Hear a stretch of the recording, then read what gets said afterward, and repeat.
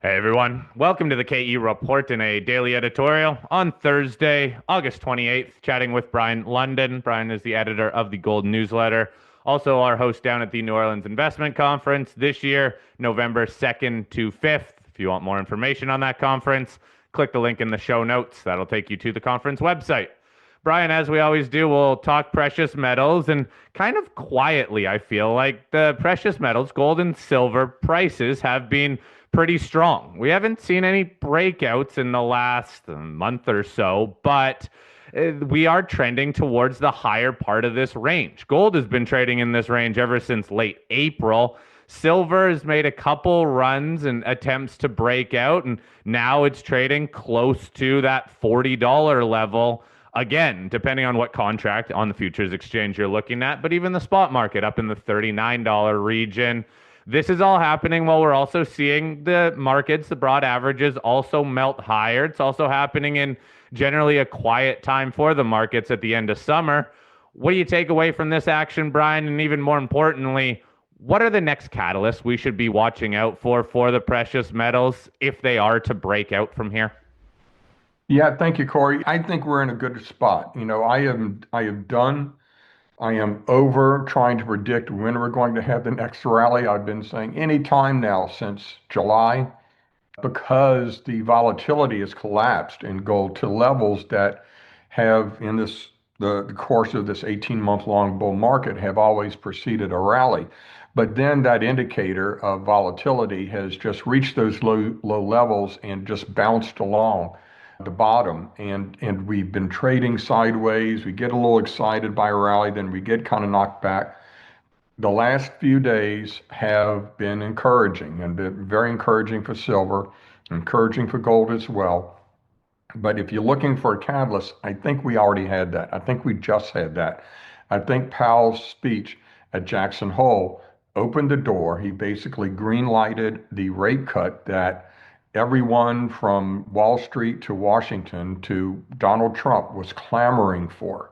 So I don't think he can go back on that implied promise. I don't think he's going to shock the market. The third mandate of the Fed under Powell is don't surprise the markets. And he has conditioned them now to expect a rate cut, and it would take just really extraordinary inflation readings to derail that now. So we are going to have a rate cut in September.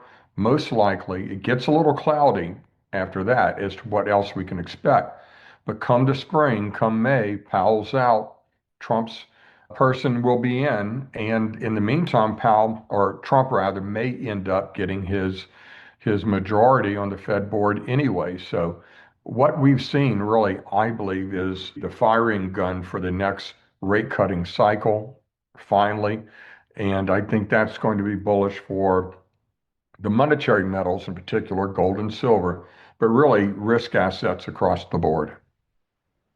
Yeah, Brian, you said it. I mean, to that point, we've seen the dollar weakness continue, but also if we have interest rates and the dollar in a situation where we have a rate cutting cycle, that should be a boon to the precious metals.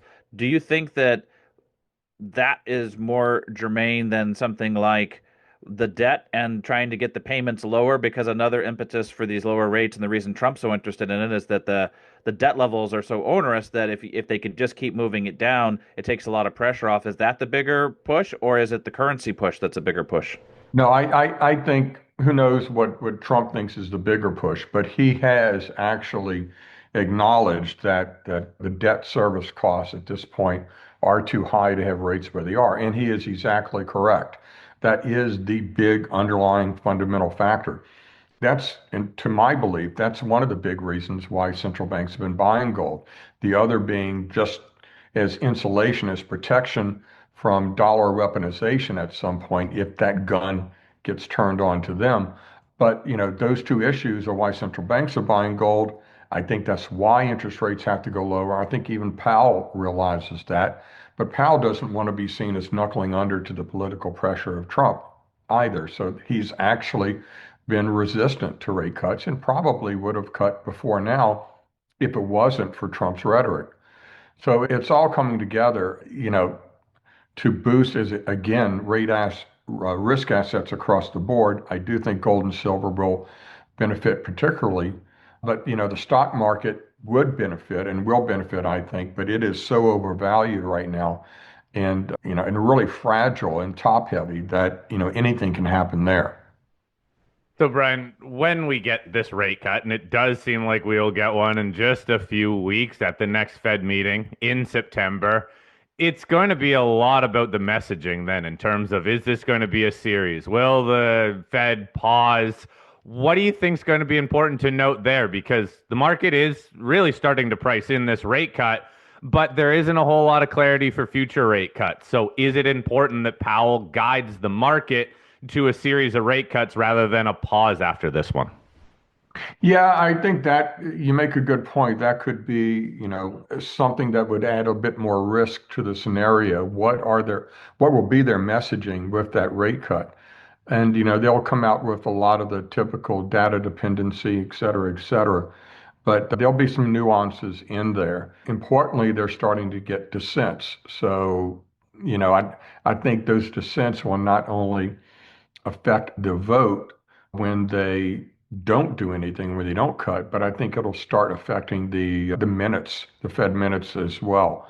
So yeah, that's the messaging with the rate cut will be important because again, under Powell, this Fed does not like to surprise the markets and does like to guide the markets. Well, Brian, there's no doubt about it that the precious metals have been the recipient of higher prices for a number of reasons. We could throw geopolitics in there, we can throw the financial world in there, we could throw this looming cut cycle in there. But at the level that it's at in Q3, I mean, we're two-thirds of the way through the quarter now. It looks like the gold and the silver producers are going to have higher metals prices again as far as an average for the quarter for Q3. We saw a pretty good run on the Q2 numbers and some great revenue numbers and record revenue numbers from the producers. Even some of the larger silver companies are doing well. Some of the smaller ones still struggling. But do you think that everything is already priced in as far as just how well Q3 is going? Because we've had some good momentum in the sector, but we've also had some good profits and margin expansion in the sector. Yeah, we've got good profits and good earnings as you say, but the major miners are still historically extremely undervalued, as far as price to net asset value, price to earnings, price to book, et cetera. Agnico Eagle has done what? Has it doubled over the last year or more? And it's still at the historic low range of its valuations according to those measures. So what they're lacking right now is not earnings or anything else. It's attention from the market and the generalist. I forget what the actual numbers were, but they were amazing. A while back, somebody posted that I think it was Newmont had like four times the quarterly earnings of Tesla and 1/100th the market value, something like that. And it's ridiculous. And there will be at some point a rotation. So I think across the board, across the spectrum from the big miners to intermediates to the exploration development stocks, the juniors, I think everything's still extremely undervalued. And this is where the easy money is made. You know, being positioned, yes, in the better stories, but the water is rising and lifting all boats right now. This is where the easy money is made, and this is when everyone needs to be positioned in the sector. Yeah, Brian. Hopefully, people were positioned 6 months ago because this, especially for the juniors, boy, oh boy, those have just taken off in the last few months. And we already had leadership in the sector from some of the good mid tiers, and even the majors have been doing quite well for over a year now. But just a question, if you're looking at your portfolio, and quite frankly, if you compare it to the beginning of the year, even just the last 6 months, a lot of these stocks are much higher, some 2, 3x off of where they have been. And there's a few stocks, I think only about maybe 10% of the stocks in the sector that haven't got that lift. Is the market telling you something about those stocks? They simply won't get this rising tide lifting all boats, or is there an opportunity in those stocks that the very few that haven't moved yet? Yeah, I think you have to look at those on a case by case basis. There may be some reason why they haven't. We're finding here and there companies that represent opportunities because they have not moved yet. Either they've had management shakeups or management is not very promotional. They've done a rollback or something that's kind of let them lag, but they're still great opportunities. And frankly, great opportunities because they have lagged the market. So we're finding some of those in Gold Newsletter, but it's harder and harder to find. I would look at each of those cases that you bring up individually and try to see if they're lagging for a good reason or they're lagging for a bad reason. But generally speaking, there's not a lot of companies, in that bucket that have not really moved yet. Well, Brian, to that point, considering that 90% of them have moved, I guess it comes down to which ones you think have the most torque in this environment. I think a lot of people now are hunting for catalysts. And with so many companies that have raised money, I mean, we've seen a ton of money raised in the sector, and a lot of it's going into the ground. There's drilling going on, there's economic studies going on. Which companies really have your attention right now in this environment? Which ones do you think have the good catalysts? Yeah, if you're looking for catalysts, I'm looking down my list as we speak. I keep saying, coming back to Banyan Gold, that's still cheap, even though it's had a big run, big resource. The catalyst is going to be some kind of a major interest at some point, and that major interest may be 18 months away. But, with that much gold and finding that much more, I think that's a good long-term play. Delta Resources is a company I own Banyan a small stake in Banyan, by the way. I also own Delta Resources that has been mired and kind of stuck in the mud. They had a management shakeup and are really getting back on their feet and have a good game plan going forward. So I think that's one of those cases that I referred to where there's a reason why they've lagged and they've got a great resource and a great location. Looking down the list, I haven't mentioned Prospector Metals much outside of my newsletter, my paid newsletter, because I was trying to buy more stock in the market, frankly. And I have, and I really like that. They will have some results back, I think, in the next couple of weeks. You can look at Beaver Creek as kind of a finish line for a lot of results. So I would think the week before, the days just before Beaver Creek, there's going to be a veritable flood of news coming out. And the smart companies will try to batch up a lot of holes before that conference. And so I would look at that. We're not that far away. A lot of news coming down the road. And I know that Prospector is looking at that as well as for a time to get their first results out. Really like that prospect. Brian, just a question then. When it comes to, again, looking at your portfolio and balancing out whether you're in the juniors, the mid tiers, or the larger stocks, again, we have seen the larger stocks lead and then the juniors picked up and now the larger stocks are back leading. Do you have a preference right now? Big caps, small caps, where do you see some of the best opportunities? Yeah, that's always a tough question with me because, as you know, I don't really go thematically. I look at each case individually, and I have a predisposition toward exploration plays. I like that excitement. I'm a sucker for a good exploration play, having benefited from so many discoveries over the years, many years. There's nothing like that rush of one of the companies you own having a big discovery. But if forced to look at it thematically, I think there's two areas that you can focus on, those being companies with big resources like Banyan and maybe have a economics applied to them that need to be further re-rated in the market. And the other one I would say would be the silver stocks, the silver juniors, because silver is starting to outperform gold. So you got leverage on gold through silver, and the silver juniors provide leverage to silver itself. So that's a way to really torque up your portfolio. I think the silver juniors are, although they have run a good bit, are still in line for some really big gains. Yeah, 100% agree on the torque that silver stocks can have, and some of them already have had a lot of torque to the upside. So when you dive into those silver stocks, you mentioned you like exploration, but silver has that weird dynamic in that it's almost always polymetallic. It's rarely just silver. It's almost always silver and gold or silver and base metals, whether that's zinc and lead or copper. So, do you have any guidelines around that when you research a silver company? Do you want to see a certain percentage of silver in their deposit? Do you want to see in a small producer something where a certain percentage is in their production profile? Any guidelines for investing in silver stocks, Brian? Yeah, I think if you're a real silver bug, and I and so many other people are, you do want to kind of look under the hood at that. But I find that the market, by and large, it kind of ignores that. It's if it has silver in its name, it's going to run. You look at some companies out there like Aftermath is a great silver story, but it's even better manganese story. And in fact, that was a big risk factor for that until they apparently have solved metallurgy. And instead of being a potential deposit killer, manganese is about double the value of that deposit.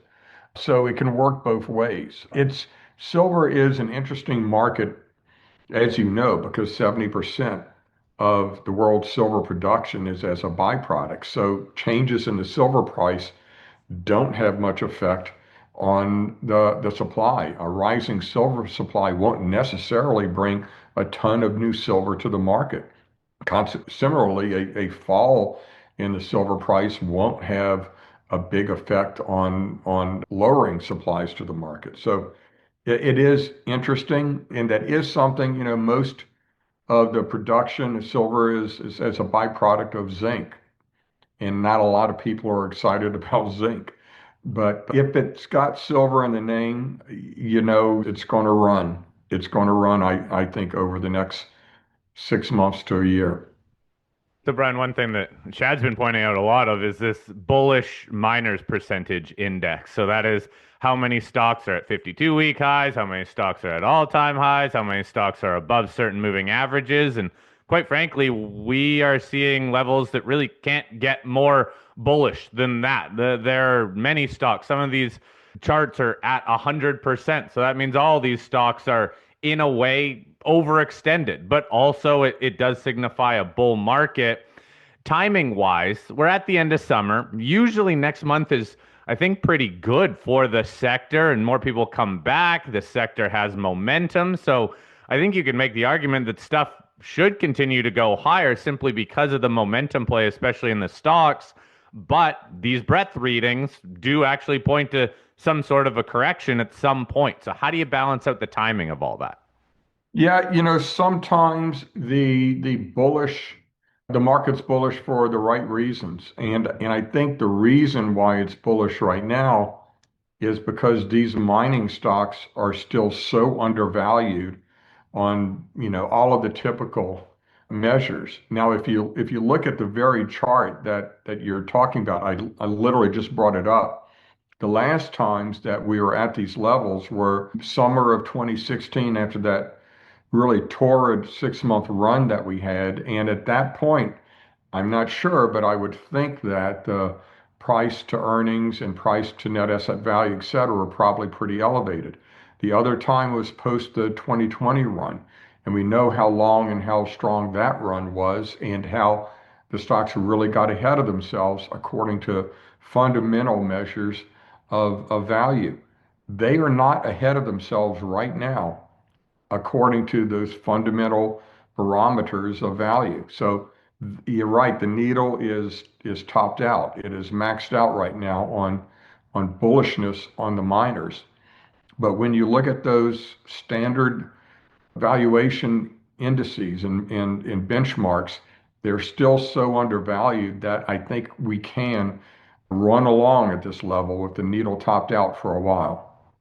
Well, let's hope so. Let's hope that it just stays overbought for longer than people are anticipating because it's true bull market action. If we look at the M&A deals that we've seen over the last couple of years, some of them we would describe as take unders because the companies were at such low valuations and the larger company scooped them up on the cheap.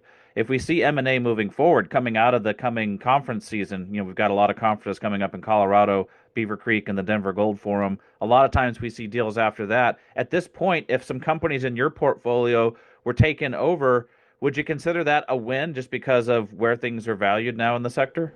Yeah, I think that's a case by case basis. Think back when Great Bear got taken out. My target for the stock was $35 to $40, and it got taken out at 29. And so I was, okay, big win. Mildly disappointed. I thought it had some more headroom in it. But then Kinross drilled it off and didn't find a whole lot more gold than they had already outlined at the time of the takeover. Even though they were pre-resource, we were thinking they were going to have 10 million plus ounces, and they ended up a little over 7 million, which is toward the low end of the range. So it was a good takeout. And I think management was very smart. They did everything perfectly all along the way, even at the end. So it was a good takeout. So sometimes it's just best to smile and take the money and run. There, it's always another bus coming. And this is a market rich with opportunity. So if you take a win here, you've got another one that has a little more time and room to run somewhere else in your portfolio.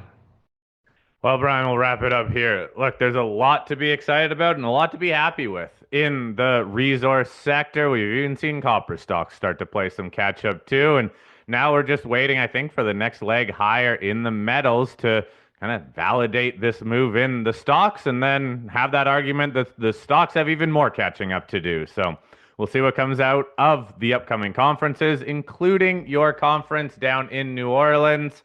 Again, you want more information on that conference, click that link in the show notes. Brian, always great chatting with you. Thanks for sharing some of your thoughts with us today. Thanks, guys. Have a great weekend.